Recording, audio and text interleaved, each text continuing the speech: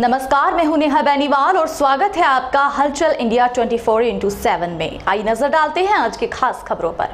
जनपद मुजफ्फरनगर के गांधी कॉलोनी में मंगलवार को होली पर्व के अवसर पर श्री साईं संध्या का आयोजन किया गया, जिसमें भारी संख्या में श्रद्धालुओं ने हिस्सा लिया। इस दौरान दीदी साधना मेहता द्वारा एक से बढ़कर एक श्री साईं भजन प्रस्तुत किए गए, जिन्हें सुनकर सभी श्रद्धालु मंत्रमुग्ध हो गए। श्री साईं संध्या के बाद होली पर्व हर्षोल्लास के साथ मनाया गया, जिसमें सभी ने एक दूसरे को अबीर गुलाल लगाकर होली की शुभकामनाएं दी।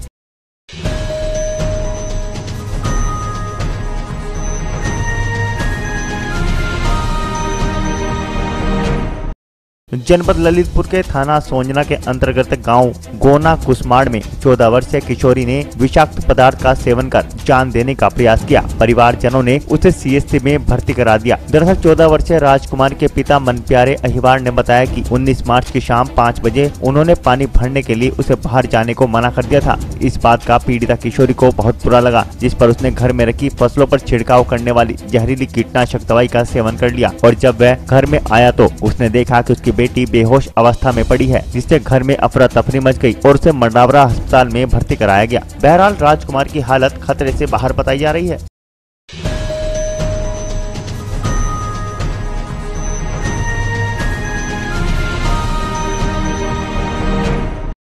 जनपद सहारनपुर के देवबंद में जीशान पुत्र अब्दुल वहाब पिछली 14 जून 2018 से लापता है। बताया जा रहा है कि युवक का मानसिक संतुलन बिगड़ा हुआ है, जिसकी गुमशुदगी परिजनों ने देवबंद कोतवाली में दर्ज करा दी थी, परंतु आज तक भी उसका कोई पता नहीं लग पाया। परिजनों ने अपील की है कि जिस व्यक्ति को भी युवक का पता चले वह इन नंबरों पर संपर्क कर सकता है। 9454404180, 9528331971।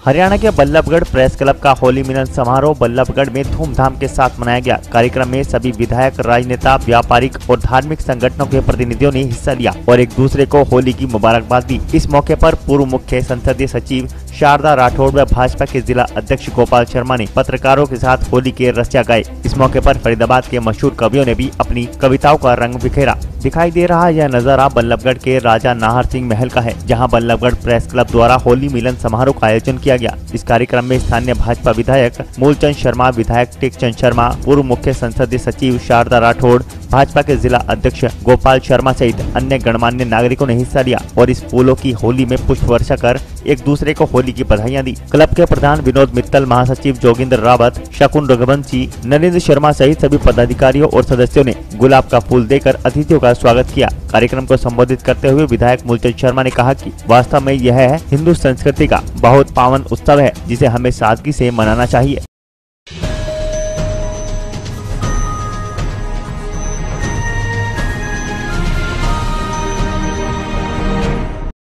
जनपद जालौन के कोंच नगर में ट्यूबवेल चलाने वाले ऑपरेटरों की हालत बहुत ही दयनीय स्थिति में है। दूसरों को पानी पिलाने वाले बेचारे खुद ही प्यासे बैठे हैं। होली के त्योहार में भी मात्र एक दिन बचा है और इन लोगों को 9 माह से वेतन तक नसीब नहीं हुआ। अब ये बेचारे 9 माह से कैसे अपना खर्च चला रहे होंगे, यह तो सभी जानते हैं। ठेकेदार द्वारा संविदा पर रखे हुए इन ट्यूबवेल ऑपरेटरों की अगर आप वेतन सुनेंगे कितनी है तो आप दांतों तले उंगलियां दबा लेंगे। मात्र 2500 रुपए। ट्यूबवेल चालकों ने बताया कि पहले उनकी वेतन 3000 रुपए थी, लेकिन अब सिर्फ 2500 रुपए प्रतिमाह रह गई है। उन्होंने कहा कि इस भीषण महंगाई में जहां सभी की वेतन बढ़ रही है, फिर उनकी क्यों कम है। जब इस संबंध में जलकल के जेई से बात करनी चाहिए तो ऑफिस में कोई नहीं मिला और उनका फोन भी स्विच ऑफ जा रहा था।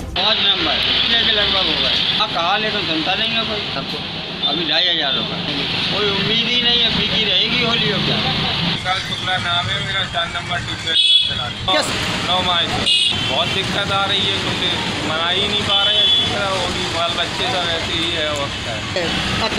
क्या आपने जेई साहब से कहा है? हाँ। 3000 रुपये मिलते थे, अब 2500 रुपये हो गए और बढ़ना चाहिए तो कम और हो गए। हमारा ट्यूबवेल नंबर है 8। हमारी समस्या ये है कि पिछली बार जो हमें पहले कुछ सालों में हमको 3000 रुपये मिलते थे, अब 2500 रुपये हैं, वो भी 8-9 महीने में पैसे अभी तक नहीं मिले और कल त्यौहार है। अब बताओ कैसे कहो। अधिकारियों से पूछा था लेकिन अभी आए नहीं, बोले सरकारी ही नहीं आई, तो अभी 9 महीने का करीब।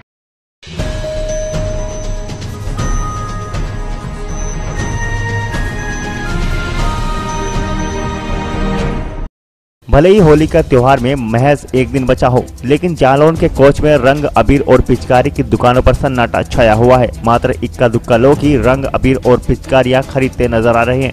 दुकानदारों की माने तो पिछले वर्ष की अपेक्षा इस वर्ष कम ही बिक्री हुई है। कई दुकानदारों ने बताया कि एक और महंगाई भी इस सब की जिम्मेदार है, तो दूसरी ओर रंग से दूरी भी प्रमुख कारण माना जा रहा है। कई लोगों से वैमनस्यता तक भी रंग आदि डालने से हो जाती है। यही कारण है कि ग्राहक रंगों की दुकान से दूरी बनाए हैं। भारी महंगाई ने होली के हर्ष व उल्लास पर ग्रहण लगा दिया है। बाजारों में रंग अबीर, गुलाल व पिचकारियों के साथ रंग बिरंगे मुखौटे व टोपियों की भरमार के बीच छोटे दुकानदारों को उम्मीद थी कि बिक्री भी जोरदार होगी, किंतु महंगाई ने दुकानदारों की आशाओं पर पानी फेर दिया। आ रही है आने का महंगाई हो गई, दो ग्राहक बिक्री कम है हर साल का कम है, मतलब बिक्री कम हो रही है हर साल। बिक्री बढ़ गई थी, इस साल कम बिक्री कम चल रही है। ग्राहकों की बिल्कुल संख्या नहीं है। ग्राहक देखता है मार्केट बिल्कुल खाली पड़े हुए हैं इस समय। अच्छा, लगता है रंग से ही दूरियां बना रहा है, बेमानसता बढ़ रही है, इसलिए रंगों का त्योहार फीका पड़ता जा रहा है।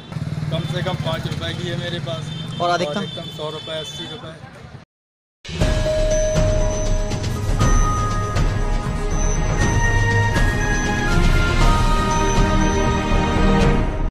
शामली में बीजेपी विधायक ने बड़ा विवादित बयान दिया है। बीजेपी विधायक ने मंच से अनुसूचित मोर्चा की सभा को संबोधित करते हुए विपक्षी नेताओं पर जमकर प्रहार किया और विधायक तेजेंद्र निर्वाल ने विपक्षी दल के सभी नेताओं को पाकिस्तान के स्लीपर सेल बता डाले। तेजेंद्र निर्वाल का आरोप है कि राहुल गांधी, ममता बनर्जी और अरविंद केजरीवाल सहित सर्जिकल एयर स्ट्राइक का सबूत मांग रहे विपक्षी नेता पाकिस्तान के समर्थक हैं और ये सभी लोग भारत में रहकर पाकिस्तान के लिए मुखबिर का काम कर रहे हैं। गठबंधन के सभी नेता आतंकवाद, चीन व पाकिस्तान का समर्थन करते हैं और उन्हें सहयोग भी करते रहते हैं। इसलिए विधायक तेजेंद्र निर्वाल ने विपक्षी नेताओं से निवेदन भी किया है कि वो सभी नेता जो पाकिस्तान के समर्थक हैं वो पाकिस्तान में जाकर चुनाव लड़ें और अगर वो पाकिस्तान से चुनाव लड़ते हैं तो निश्चित ही उन्हें जीत हासिल होगी, क्योंकि भारत में तो विपक्षी नेताओं की चुनाव में जमानत जब्त होने जा रही है। दरअसल अनुसूचित मोर्चा की सभा का आयोजन बीजेपी पार्टी की ओर से किया गया था, जिसमें बीजेपी मेरठ सांसद कांता कदम, कैराना पूर्व प्रत्याशी मरंगा सिंह, विधायक तेजेंद्र निर्वाल सहित कई अन्य बीजेपी नेता और कार्यकर्ता मौजूद रहे। ये लोग उनके प्रवक्ता है पाकिस्तान के, ये वहीं जाकर राजनीति करें, वहीं से चुनाव लड़के जीत जाएं। इन लोगों को बिल्कुल साफ कर दो 11 तारीख में एक सीट में जा पाए उत्तर प्रदेश से। आप सबसे यही निवेदन करते हैं, मैं अपनी बात समाप्त करता हूँ। अब हम सबको संकल्प लेना है और प्रतिबद्ध होकर एक बार फिर से मोदी जी को प्रधानमंत्री बनाना है और ये तब संभव होगा जैसे 2014 में आपने श्रद्धेय बाबूजी को अपना सांसद चुना था, क्योंकि ये आपका उत्साहित समर्थन था कि वो यहाँ से सांसद चुने गए और दिल्ली पहुंचे थे। आपको फिर से वही उत्साहित होकर कमल का फूल खिलाना है कैराना लोकसभा में और यहाँ से अपनी पार्टी भारतीय जनता पार्टी का सांसद बनाना है। ये हम सबके लिए मिशन 2019 है और मैं आपसे ये भी बताना चाहती हूँ कि ये फिर एक बार मोदी सरकार हमें वास्तविकता में करके दिखाना है। इसी के साथ आप सबका बहुत बहुत धन्यवाद।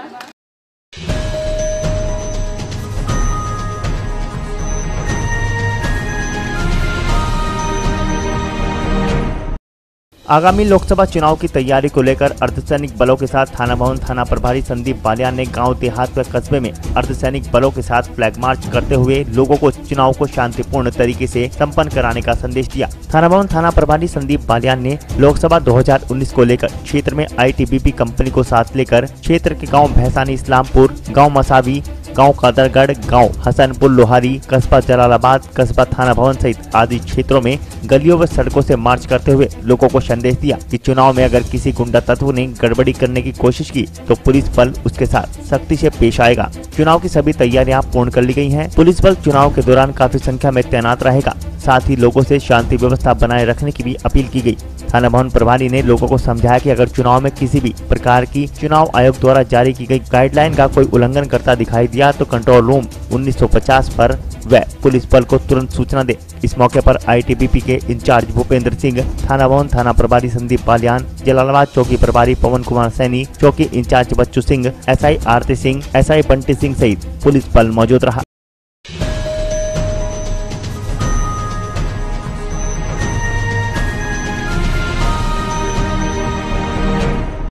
जनपद बागपत के कोतवाली क्षेत्र में बीते दिन गायत्रीपुरम में अपनी पत्नी की गर्दन काटकर की गई हत्या के मामले में पुलिस ने आरोपी पति को गिरफ्तार कर लिया है। पुलिस पूछताछ में आरोपी ने बताया कि उसकी पत्नी अक्सर उससे लड़ाई झगड़ा करती रहती थी और कई बार उसने अपने मायके वालों से भी उसकी पिटाई करवा दी थी, जिससे उसने अपनी पत्नी की गर्दन रेत कर निर्मम हत्या कर दी। वहीं पुलिस ने आरोपी के पास से हत्या में प्रयुक्त चाकू भी बरामद कर लिया है और आरोपी को जेल भेज दिया है। थाना कोतवाली क्षेत्र के गायत्रीपुरम मोहल्ले में, जो शहर का मोहल्ला है, वहाँ पर कल एक महिला की हत्या की सूचना मिली थी। प्राप्त जानकारी पर तत्काल घटनास्थल का निरीक्षण सभी उच्च अधिकारियों द्वारा किया गया और इसमें नामजद तहरीर इसमें प्राप्त हुई थी और जब इसकी विवेचना शुरू हुई और तमाम तथ्यों का पता किया गया तो ये चीज़ प्रकाश में आई कि उसके पति द्वारा उसकी हत्या की गई थी। संबंधित प्रकरण में पति को गिरफ्तार कर लिया गया है। इसमें अन्य नामजद जो अभियुक्त हैं, इनकी संलिप्तता और इनके रोल के बारे में पता कराया जा रहा है। आला कत्ल भी इनसे बरामद कर लिया गया है। साथ ही साथ जब घटना के कारणों के बारे में पता किया गया, जब पूछताछ की गई तो आपसी विवाद जो है इसका कारण अभी वर्तमान में प्रकाश में आ रहा है। तमाम विवेचनात्मक कार्रवाई अभी चल रही है। वर्तमान में इसको अभियुक्त को गिरफ्तार करके जेल भेजा जा रहा है।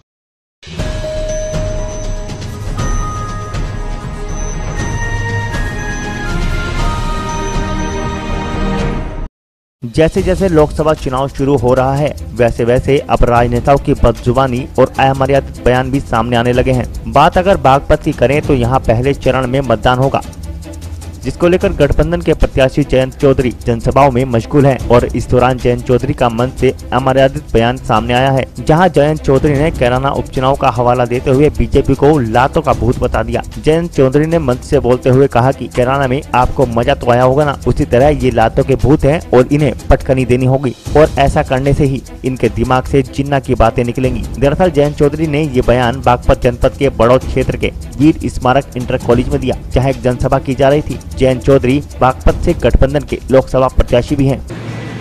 आपने कैसी पटकनी दी उनको, मजा आया कि नहीं आया?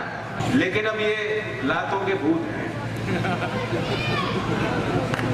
अब इन्हें फिर जो है दोबारा पटकनी देनी पड़ेगी, तब जो है इनके दिमाग से जो जिन्ना की और इन बातों की ये बात खत्म होगी। आपने कैसी पटकनी दी उनको, मजा आया कि नहीं आया? लेकिन अब ये लातों के भूत हैं। अब इन्हें फिर जो है दोबारा पटकनी देनी पड़ेगी, तब जो है इनके दिमाग से जो जिन्ना की और इन बातों की ये बात खत्म होगी। आपने कैसी पटकनी दी उनको, मजा आया कि नहीं आया? लेकिन अब ये लातों के भूत हैं। अब इन्हें फिर जो है दोबारा पटकनी देनी पड़ेगी, तब जो है इनके दिमाग से जो जिन्ना की और इन बातों की ये बात खत्म होगी।